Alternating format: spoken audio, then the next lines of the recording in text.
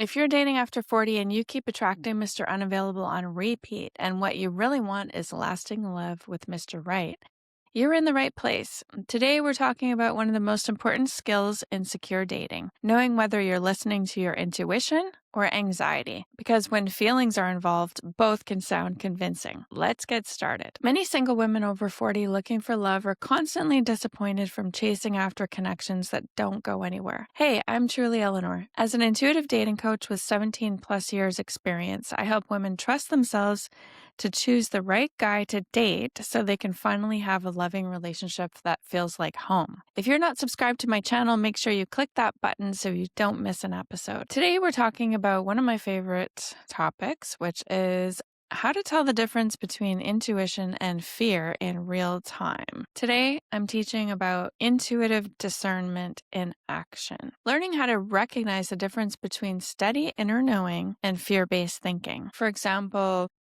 I was talking in the last episode about how I became extremely anxious before my date with my husband, and my body was going crazy.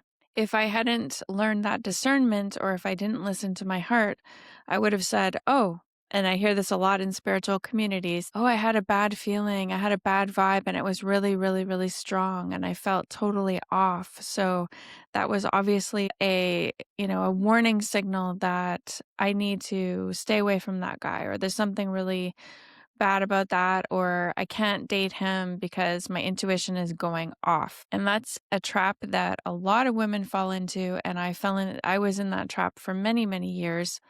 Unfortunately, making a lot of decisions based on this bad vibe that I was getting. And I was letting my fear and my very, very strong anxiety make all my decisions because I automatically assumed it was a sign. That's why I want to teach you today how you can discern, and understand the difference between intuition and fear-based anxiety. Like, this is going to change your life pretty much. Here are some truths that I'm going to tell you to get things going that you can just feel in your body right now and walk it through your own system to see how it lands. Fear is loud. Intuition is steady. Anxiety pushes. Intuition guides. And try this one on for size. I can slow down and hear myself clearly. Okay, so as you're feeling into that, we're going to talk about the goals for this episode are really to help women recognize their intuitive voice while dating in real time and not spending 6 months in the woods afterwards, processing and checking in and all that. You need to be able to use this in real time in life and show up for things and make decisions from your intuition and from your heart. And I want to help you to strengthen that trust when uncertainty arises. I want you to learn to trust your intuition, to trust yourself, because so many things have taught you not to trust yourself. So you need to go back to that first and foremost, trusting yourself, trusting your intuition. And I want to help support secure decision making without overthinking. Raise your hand if you're an overthinker, overgiver, all of the overs, which I am recovering all of the things. And so I completely understand the compulsion or the pattern or just the familiarity of totally getting into overthinking. And overthinking and anxiety go hand in hand. So once you get a handle on not overthinking, you're halfway there to having way less anxiety as well. The identity shift that we're talking about today is going from the woman who second guesses herself, doubts herself, is constantly going around in a loop in her head, to the woman who trusts her inner knowing. And more importantly, listens to it. I'm going to call you out. Do you listen to your intuition? Maybe you say, well, that seems pretty solid. You get an intuitive hit. You know it's your intuition. You're like, okay, that's real. Got that. And how many times have you listened to it and actually followed that guidance? That's where the rubber hits the road, because what's the point of having a fully developed, empathic, intuitive self without using it and embodying it and letting it help you? What's the point of having it? I used to say that to myself all the time afterwards when I was beating myself up, when I'd say, oh my God, I didn't listen to my intuition yet again. And then I would say, why didn't I listen? And what's the point of being so intuitive?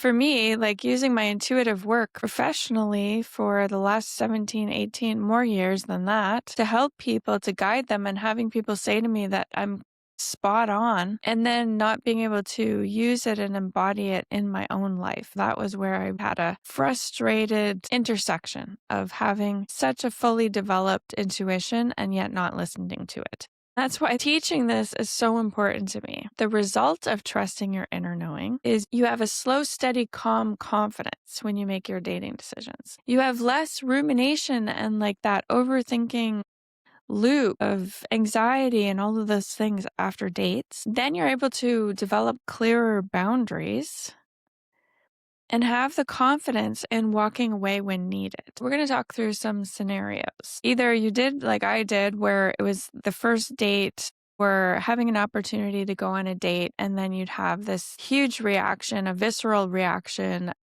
terrible feeling of anxiety, a feeling in the pit of your stomach, all of those things. And you're like, nope, I'm not going on that date. That is absolutely a bad vibe. That's one scenario, missing out on these opportunities. Another scenario could be that you go on a few dates with the guy who checks off many boxes. And then instead of feeling excited, you start to feel unsettled. Your mind is racing. Is this anxiety from my past experiences?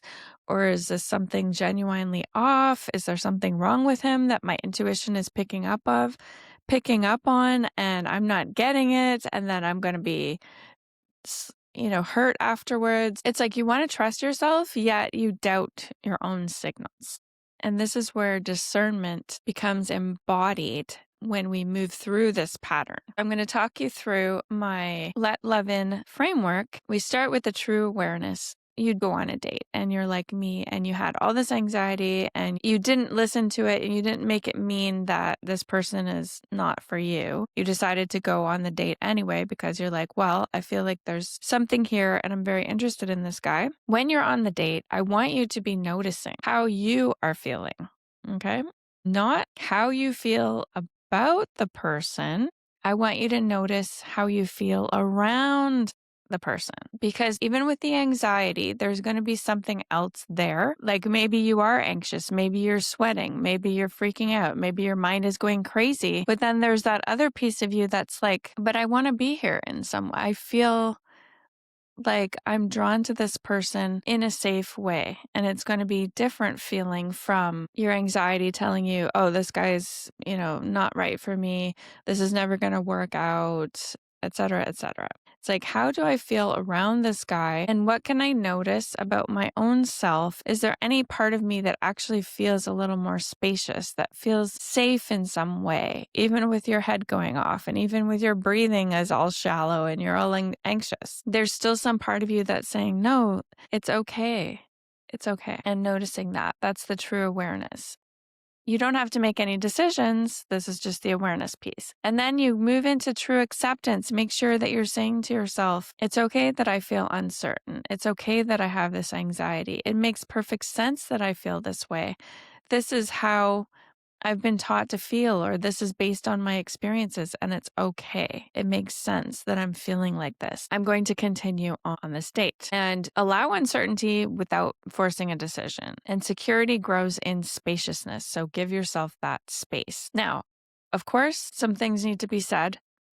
If the guy is rude, if he's a jerk, if he's like making you wait, or if he's argumentative, or he's actively doing things that make you feel uncomfortable, this is not the situation I'm talking about. I'm talking about somebody that you like, who is showing up, who's being nice, who's attentive, who seems like a great person from what you've seen, and is doing the right things in a natural way. This is where you're going to have to learn that discernment of what does that mean for you. So I have a lot of journaling exercises and things I take people through to figure out what is important to them and how do they decide when someone is acting in a way that they like, or what are the qualities or values that you're looking for that make sense with the way this person is acting. So you kind of have to have that background information already. If you don't, it's totally fine. You can still do this in real time. It takes practice. So I'm not talking about those scenarios where the guy is being a total jerk and you're supposed to sit there and figure out what's your intuition and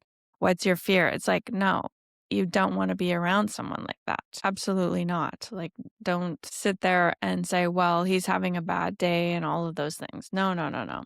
I'm talking about someone who's checking off a lot of boxes and you're liking him, but you're still having a visceral reaction or something's going on with your fear and anxiety. That's where we know it's part of a pattern or something that's going on with you where you have to work your way through it. The last piece of the framework is true connections. Return to your inner guidance before you seek the outside validation. That's why I'm saying you're not tuning in to see how you feel about him. Like, is he a nice guy? Is, my intuition picking up on something about him? Is he sneaky? Is he a narcissist? Is he this? Is he that? You don't want to waste any of your intuition on that. You want your intuition to be telling you, am I feeling respected? Am I feeling safe? Am I feeling excited? Am I feeling an attraction? Am I feeling a desire to get to know him better? It's about tuning in for you and not about him and who he is and what he's doing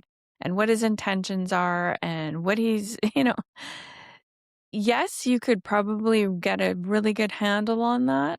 I wasted a lot of years doing that instead of asking myself, what do I need? How do I feel in this moment? And what is good for me? How am I feeling in my heart? I would get huge amounts of information about the other person, and I would practically be inside their skin, trying to crack the code on them. And I'm feeling this and I'm feeling that. And he has this kind of commitment phobia and everything. It's like I could profile the guy from A to Z, but that's not what's important.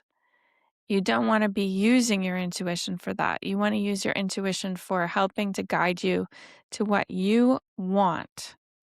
What he is going through and what kind of person he is in terms of his intent and all that is not important. There's nuance to that. Obviously, you don't want to be dating a jerk.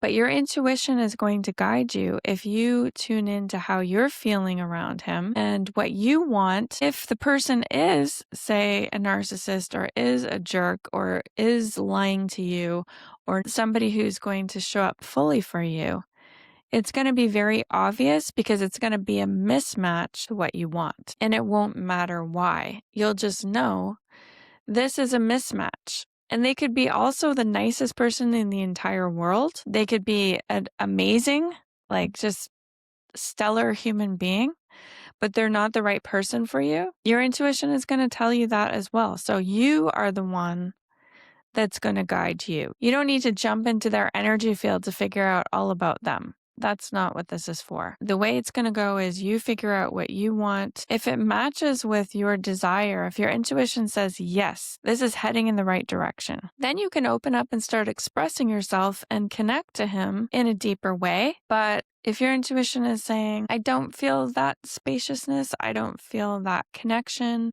I don't feel the desire to get to know him,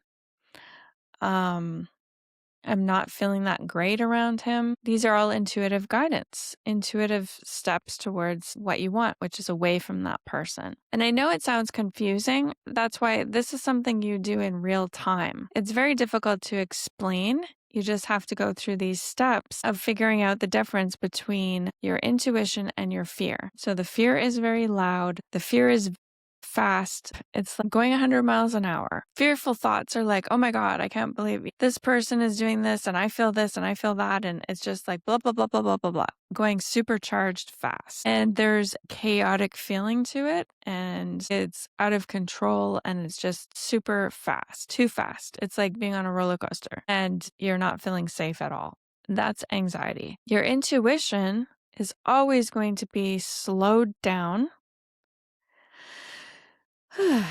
It's like that kind of feeling. It's like my intuition is helping me to actually connect to this beautiful, slowed down, spacious feeling that I have all the time in the world, that I have all the opportunities in the world. It's that infinite possibilities. It's the abundance. It's the feeling of choice. It's okay if I feel uncertain. Everything is okay. That's the feeling. And the intuitive thoughts are going to be very slow and very profound. Intuition is symbolic and very few words if you do hear words. So going to my date with my husband, I was feeling tons of anxiety. Da, da, da, da, da, da, da, da, da, da. That was my anxiety. My intuition was slowed right down and beautifully spacious. And it was simply just go. So that's the difference. You're going to feel this amazing expansion, possibility. It might be the slightest little whisper. It might be the slightest hint, but that's how you can tell the difference. It doesn't have to speak loud. It doesn't have to give you 100 million reasons. There's no convincing. Your intuition doesn't convince you. It gently guides you. And it's such a profound feeling that if you get into the practice of it, it's easy to follow. It feels very easy, like, oh, this is the next step. That makes a lot of sense. I'm going to just go on this date. Or the intuition might be saying, it's time to say your goodbyes. So you get this quiet reassurance, this quiet, powerful truth that it's time to say, well, thank you so much. This has been so great getting to know you, but I'm going to leave and continue looking. I hope that gives you some idea of how to discern between fear and your intuition. Your intuition is always leading you towards your true desire, the kind of relationship you're looking for, the kind of love you're looking for. Intuition is programmed for that. Even if the person is the most beautiful, amazing, stellar human being, you are not being mean, or you're not like, oh, but this doesn't make sense. I'm going to push through anyway because they seem to be perfect. And you feel that urge to go against your intuition. Your intuition sees the big picture for you and knows what is possible and is leading you towards what you want. So if you want to have what you want, that could be another episode altogether. If you want to have what you want, follow your intuition because it's always guiding you towards that. Whether it looks weird or it's like, are you sure this guy seems great? Big picture, it's what's, what you don't see. So there's where we can start with your discernment practice. And remember, discernment becomes stronger through guided practice in real time, in real situations. You strengthen your intuitive awareness and you feel the answers in your body. Your intuition is already present and it becomes clearer when you learn how to discern in the moment. You're learning to trust yourself again. And I have all the faith in the world that you can do that. And if you want to start learning how to move through these practices, then go to stopchasingunavailableguys.com and check out my shop for some of my courses and meditations that will guide you to practice this in your body in real time, on dates, before dates, whatever it is, after dates, to give you those practice tools to really embody it. I hope this has been helpful today. And remember, love is closer than you think. Next week, when you want to pull away, is it a red flag or emotional guarding? See you next time.